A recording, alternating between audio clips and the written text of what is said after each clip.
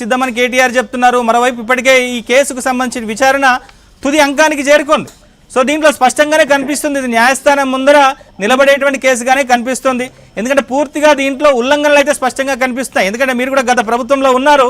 ఇది క్యాబినెట్ నిర్ణయం లేకుండా ఈ ట్రైపార్టీ అగ్రిమెంట్ జరగడం కానీ లేదా ప్రభుత్వ అనుమతులు తీసుకోకుండా కేవలం హెచ్ఎండిఏనే ఒక ప్రైవేట్ సంస్థకు డబ్బులు చెల్లించడం కానీ, సో ఇదంతా కూడా ఆర్థిక ఉల్లంఘనలు కానీ లేదా పూర్తిగా ఒక బాధ్యత లేకుండా ప్రవర్తించినటువంటి తీరుగా కనిపించట్లేదా మీకు?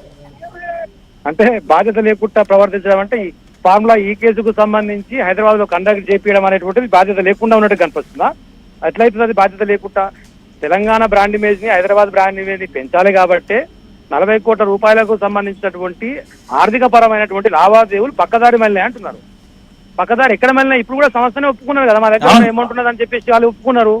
ఇక పక్కదారి మళ్ళీ ఎక్కడ? ఈ రోజు వరకు నిజంగా నువ్వు డబ్బుల కోసమే మాట్లాడింది అయితే నువ్వు రద్దు చేసుకున్న తర్వాత అగ్రిమెంట్ కనీసం ఇయ్యాటి వరకు రిటర్న్ ఇవ్వమని అడిగినావా?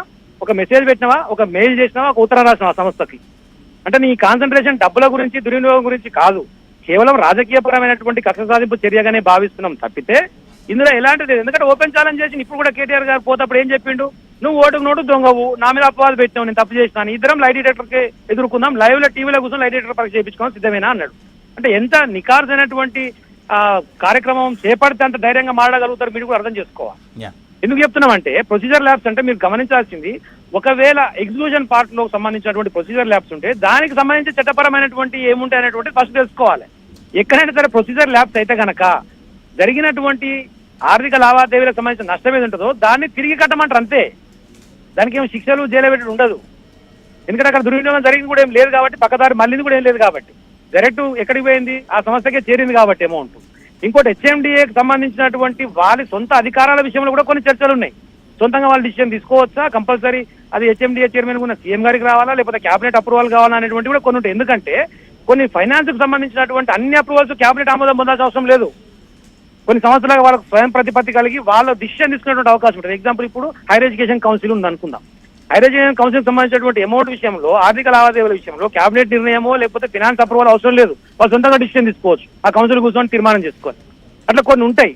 దానికి సంబంధించినటువంటి స్పష్టత వీళ్ళకు లేక నేను రెడ్ హ్యాండెడ్ గా దొరికినటువంటి ఓటు నోటు దొంగను కాబట్టి వీళ్ళని కూడా బదనాం చేయాలి అట్లాంటి కేసులలో అనేటువంటి ఒక ప్రయత్నం సైకో లెక్క వ్యవహరిస్తున్నారు తప్ప అలా ఎలాంటిదంటే ఎలాంటి దొరకదు ఆయన.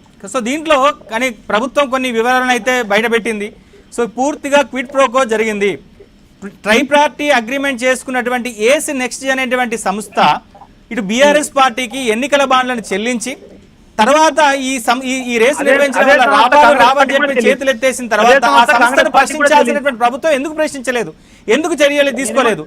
ఆ సంస్థ చెల్లించాల్సిన డబ్బులను ప్రభుత్వం ఎందుకు చెల్లించాల్సినటువంటి ఏవైతే సంస్థలు చెప్తున్నారో అలాంటి సంస్థలు ఎన్నికల బాండ్లకు సంబంధించినటువంటి ఏవైతే బాండ్లు ఇచ్చినారో అది బీజేపీకి కానీ కాంగ్రెస్ కానీ అందరికి ఇచ్చినారు. అన్ని సంస్థలు ఇచ్చినవి. దానికి క్విడ్ ప్రోకోకు సంబంధం లేదు. ఎందుకు అంటే ఆ పర్టికులర్ కంపెనీస్ కి దీనివల్ల జరిగిన లాభం లేదు. మీకు అర్థమైతే పాయింట్ అసలు. దీనివల్ల వాళ్ళకి ఇప్పుడు ఈ కార్ రేసింగ్ సంబంధించి మీరు చెప్పే సంవత్సరం జరిగిన లాభం ఏం చెప్పారు నాకు? వాళ్ళు క్విడ్ ప్రోకో చేయడానికి, వాళ్ళు స్పాన్సర్షిప్ చేయడానికి వచ్చిరండి. లాభం ఎక్కడ వాళ్ళకి అంటున్నా? క్విడ్ ప్రోకో ఎప్పుడైతే నేను నీకు లాభం చేస్తా నువ్వు నాకు పైసలు అనేది కదా క్విడ్ ప్రోకో. వాళ్ళు స్పాన్సర్షిప్ చేస్తుంటే వాళ్ళ ఖర్చేనా, వాళ్ళకి లాభం జరిగేది ఎక్కడిది? క్విడ్ ప్రోకో ఎక్కడిది? కాబట్టి అసలు ఆ మాటే తప్ప అంటున్నా నేను. వాళ్ళు దేని